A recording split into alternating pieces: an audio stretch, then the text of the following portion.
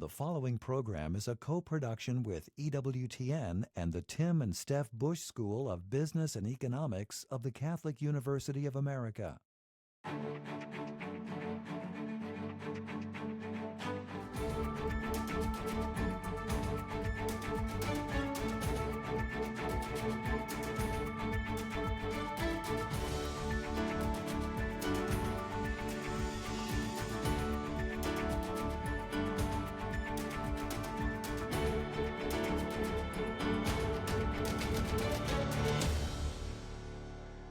Welcome to A Force for Good. I'm Jay Richards with the Bush School of Business and Economics at the Catholic University of America. In this episode, we pay tribute to Michael Novak. Novak was a Catholic social philosopher, an award-winning author, a diplomat, and former seminarian who became one of American Catholicism's brightest lights in the 1960s. He started out on the political left, but over time he became a leading defender of limited government and economic freedom.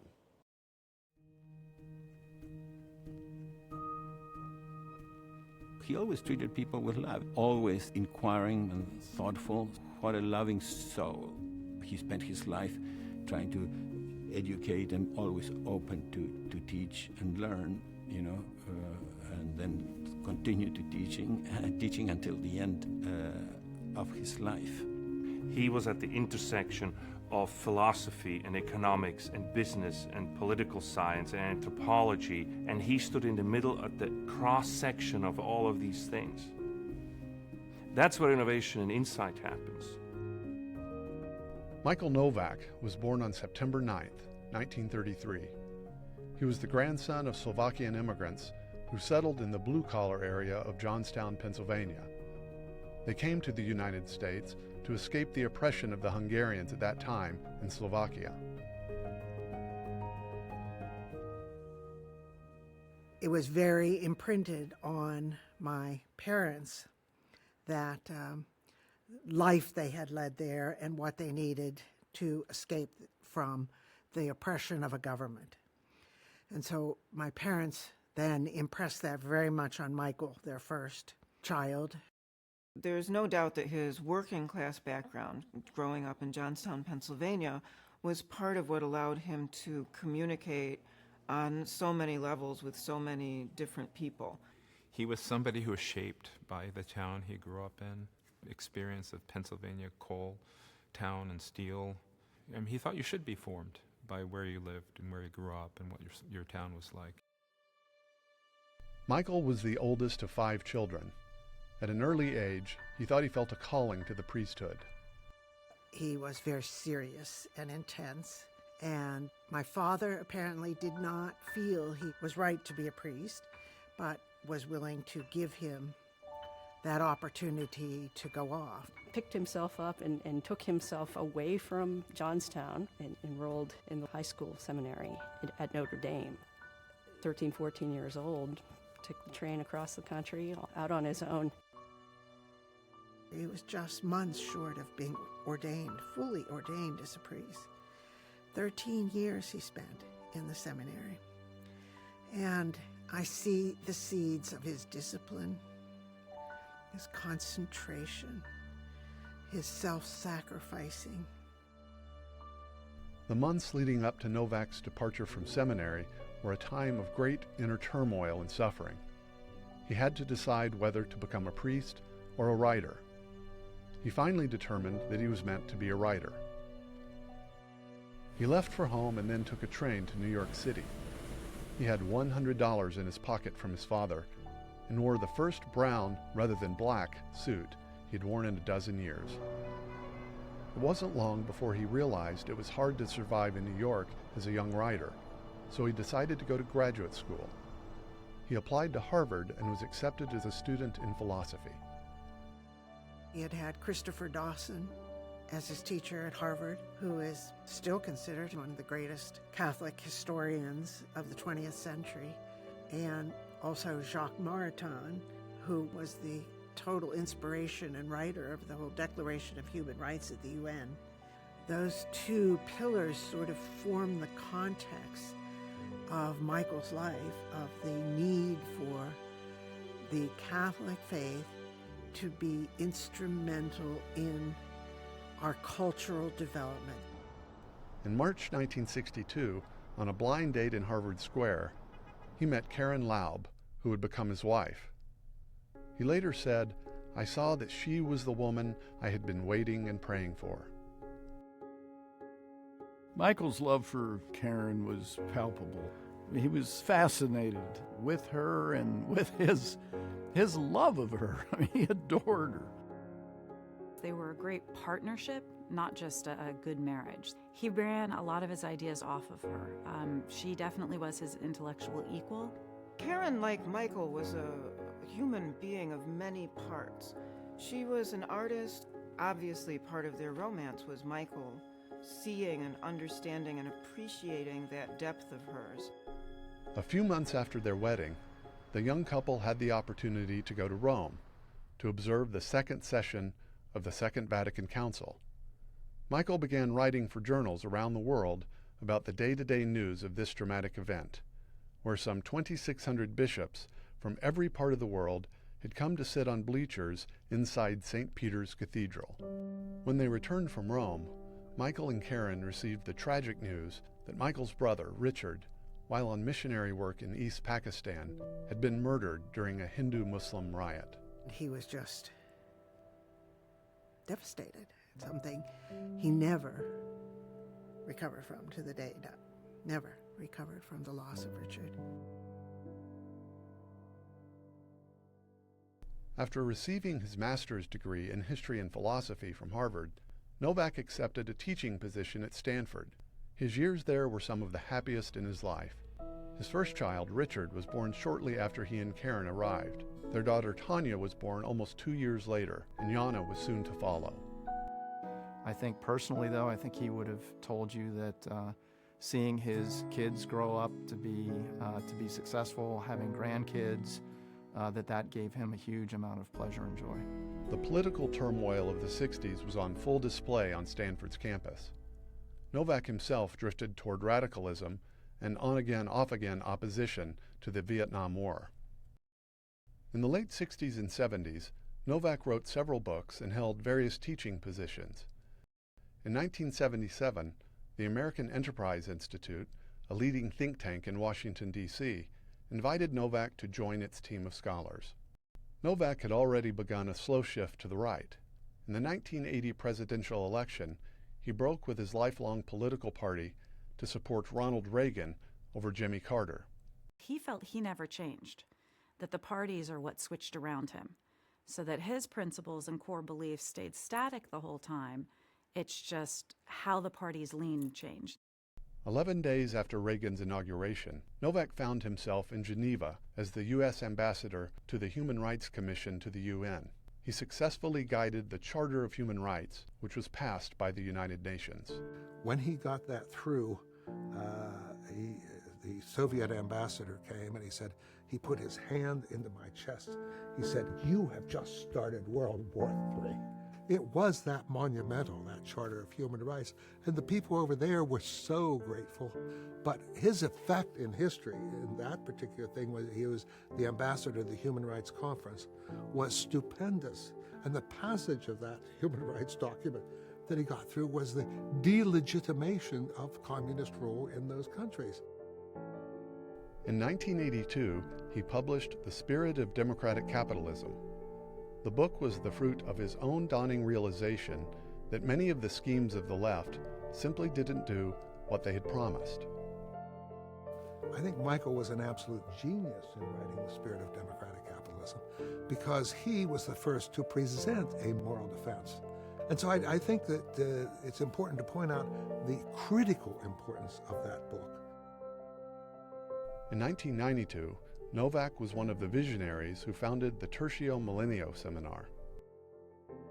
Michael, with a handful of other world-class movers and shakers and intellectuals, saw the need for a program that would, after the Cold War was over, bring together people who had been behind the Iron Curtain with people who hadn't, to talk about the foundations of modernity and about a Catholic vision for humanity.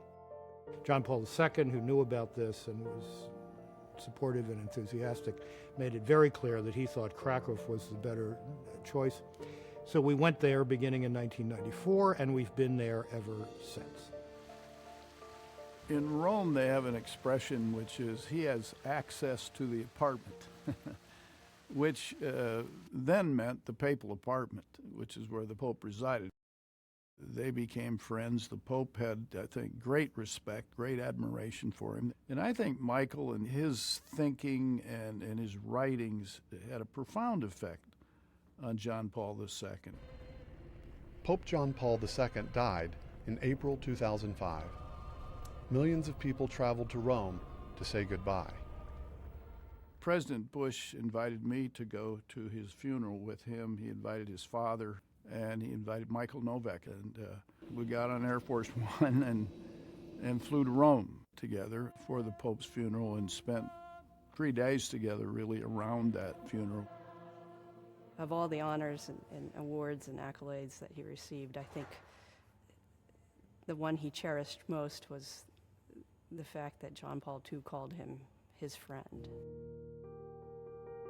I met Michael first, either right then or right after his wife Karen died. That was a physical blow. When I saw Michael, I literally thought he was going to die. And then I think his brother Ben had the idea to go to Ave Maria and actually live down there, to pack up here and move down there, and they would live together. And that was a godsend. Having Michael in an environment with students, young people, and in a intellectually stimulating environment bounced them right back. Michael Novak was active and engaged until the very end of his life. Over the years, he had written or edited over 50 books, a few with his daughter Jana. He received some 25 honorary doctorates, as well as political appointments and the prestigious and lucrative Templeton Prize. In 2016, he returned to the Catholic University of America. Part of the importance of Catholic University was it was very much full circle for him. He had started at Catholic University, so coming back to Catholic University at the end of his life was, frankly, a lifelong goal. We need to enable more Michael Novaks to be coming out of schools. Who is answering today's questions that come up again about a deep suspicion of the economy? He's just a marvelous example of someone who used their gifts so beautifully and grew to such spiritual depth as life went on, and that's something we could all wish for. I was in a book club with Michael. When he moved here, I was so proud. He loved it. Now we have the Novak chair, where he always sat.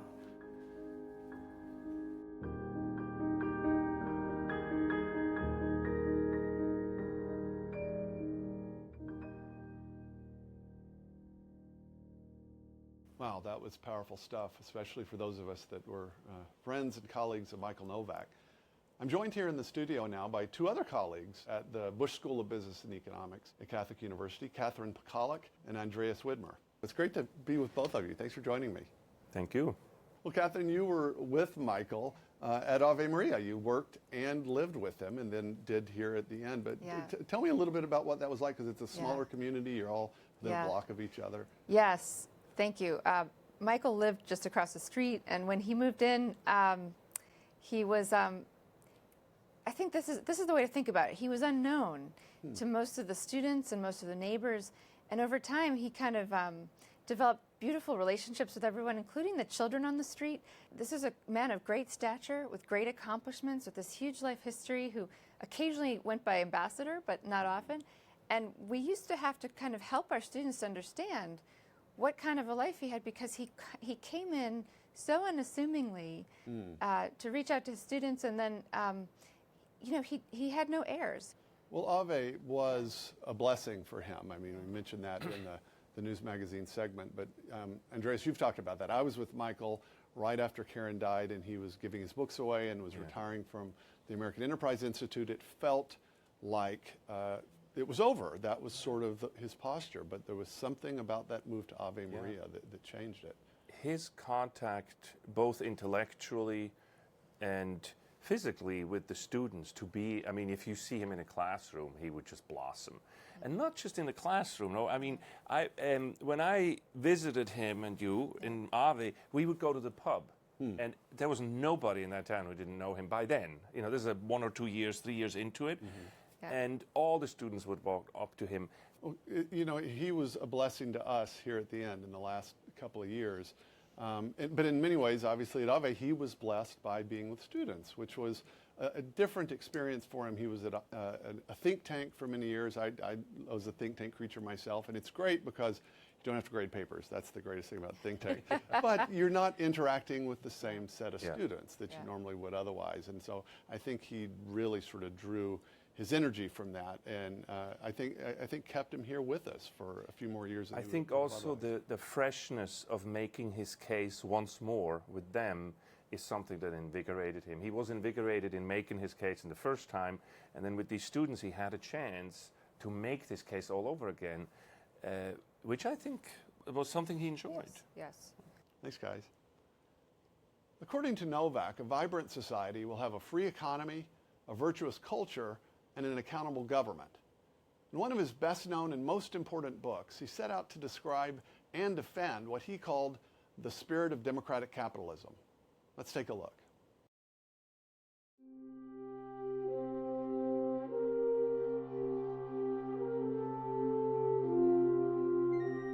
The three words are important: spirit, democratic, and capitalism. Michael, of course, wasn't a trained economist, nor was he a political scientist or a politician, but he wrote about those areas from the perspective of spirit, right? The humanistic perspective as a philosopher and a theologian. In the 1970s and 80s, most Catholic intellectuals assumed the Soviet Union was likely to be part of the world for many decades to come. Few theologians were willing to defend free market economies, let alone defend capitalism. But Michael Novak, who was neither an economist nor a politician, had spent the previous 2 decades reflecting on the type of political economy that best promoted human flourishing. And in his 1982 book, The Spirit of Democratic Capitalism, he defended the system despised by so many Western intellectuals. He also argued that a free economy could only be sustained in the long run by a certain kind of moral and political culture. You had economists who thought of markets simply in statistical terms or mechanical terms. And here comes this guy who says, well, actually, democratic capitalism helps more people achieve a better material standard of living than anything else we've come up with. It's by no means perfect, but it's the best thing we've got at the moment. And by the way, it doesn't just depend on number crunching. It depends on virtue. It takes a certain kind of people living certain virtues to make markets work. One of the remarkable things about that book is Michael's ability to penetrate through the abstractions of economics, demographics, whatever else is under discussion. And because he could see these very ordinary but profound human realities, again, probably partly on account of his blue-collar upbringing in Pennsylvania, but also because of his great heart. Because he could see these things, he could deliver an economic treatise rooted in the idea that economics was not devoid of morality, and that making a choice about your economic system was a moral choice. Novak saw the American system as made up of 3 key parts: a democratic polity, a free market economy, and a vibrant moral culture that could sustain society over the long haul. The first component was political liberty. For Michael, I mean, property rights is kind of a key component of political liberty, and obviously kind of free and democratic political system, the election of leaders, and a kind of commitment to self-government. And then economic liberty, which for Michael, I think at its heart meant that innovation and ideas could belong to their owners. And then the third thing was the emphasis on virtues, and sometimes he called this kind of the cultural sphere. What kind of people populate this political and economic system? So there have to be people that are informed by the highest ideals of the Judeo-Christian tradition. I mean, Novak wanted us to understand what it is that we do in the social, political, economic sphere as something completely natural and something completely good that involved all of these parts of the person, and that was fundamentally kind of a creative and, if you will, artistic enterprise. Novak did not just challenge those in government and business. He challenged theologians who seemed not to understand basic economics. His work gave rise to a new, more fruitful conversation among clergy, theologians, and the world of business. This whole area of markets and morality and the role of business and the nature of entrepreneurship and how all of that has a certain parallel with biblical mandates, with the creation of the world, with the goodness of the creation. He brought these worlds that had been so separate for so long into dialogue with one another. An entire philosophy of society, of cult, those three pillars we mentioned in regard to Novak, that was presupposed. So you might want to say, well, the spirit of democratic capitalism, in a way, articulated what was presupposed, what has always been presupposed by Catholic social thought. John Paul II, when he started putting the right of free initiative and creativity of the businessman in his speeches, and then that encyclica Centesimus Annus, opened, how you say, it was a sort of sense of liberation for me, because I think, how can the church, not provide room and speak well about this tremendously, almost, I would say, providential order that exists in the economy when you let it free. Novak tied the wealth of nations to the human person, to a person's freedom to create, to build, and to bring into the world an endless supply of new goods and new ways to solve problems. He was ahead of his time, in a sense, in a time when the economy in the world still regarded physical labor and capital and raw material as the primary ingredients in an economy. Michael started to talk about that the human person is the only investment with infinite return, that the real wealth of nations is inside the head and not inside the ground. He had intellectual courage. I wish he would have won the battle for the word capitalism, because he thought that the word capitalism, it comes from caput, the head, it relates to ideas. That is the true source of creativity, of wealth, and we have to liberate that. And he chose this word, spirit of democratic capitalism, and tried to give a more human face to capitalism. Michael Novak helped tremendously in educating all the world about the importance of respecting human rights in the political sphere, democracy, and in economics, capitalism, or as John Paul II better called it, the free economy, I think is a much better term. But Michael fought until the end to preserve the term capitalism. It's one thing to say capitalism is better at delivering a quicker product, right? But it's another thing to say it's a better system because it helps people more. And that's what he zeroed in on. And that's why his journey to the right, like everything else he did, was a moral journey. It was a pilgrim's progress. Democracy and the market are not machines that can run by themselves. It's important to get the machinery right. It's important to keep the machinery fine-tuned. But it takes a certain kind of people living certain virtues to make free politics and free economics work so that the net result is genuine human flourishing.